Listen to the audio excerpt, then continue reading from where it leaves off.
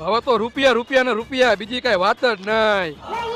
આટલા બધા રૂપિયા? ખાલી 2 લાખની જૂનામાં ગાડી લીધી અને ડ્રાઇવિંગ સ્કૂલ માંથી દર મહિને 1,20,000 રૂપિયા કમાવું. કઈ રીતે? એક જણાને ગાડી શીખવાના હું 4,000 રૂપિયા લઉં છું. એવા દરરોજના મારી પાસે 10 જણા આવે છે, એને હું 10 દી ગાડી શીખડાવું અને મહિનામાં મારી પાસે 30 જણા આવે એવા શીખવા વાળા. તો થયા ને 1,20,000. મારું કઈ ગોઠવી દે ને આમાં. તું તો ભણેલો ગણેલો હો, તું તો નોકરી કરસ, એમાં નથી થતું ભેગું. દર મહિને 20,000 રૂપિયા આવે, એમાં શું ભેગું થાય? તો આવતા મહિને આવી હજી કોઈ જૂની ગાડી લેવાનો હોય તું આંકવા માંડજે, 60,000 રૂપિયા તું રાખજે અને 60 મને આપજે અને 10,000 રૂપિયા ગેસ ના થાય તો તારી પાસે 50,000 તો વધશે. વાહ ભાઈ, તો હું રૂપિયા વાળો થઈ જઈશ. તારા જેવા બીજા 3 જણા ગોતજે અને એને કહેજે તમે 3 જણા ગોતો. એ બધા માટે આપણે જૂની ગાડી લઈને ડ્રાઇવિંગ સ્કૂલનો મોટો બિઝનેસ ચાલુ કરી નાખશું અને હું કરોડપતિ બની જઈશ. હું શું બનીશ? તું મારી હારવાર લાખોપતિ બની જઈશ. મારે બસ એક છોકરીનો પતિ બનવું છે. તમારા જીવનના કારણે આપણો દેશ વાહે રહી ગયો છે.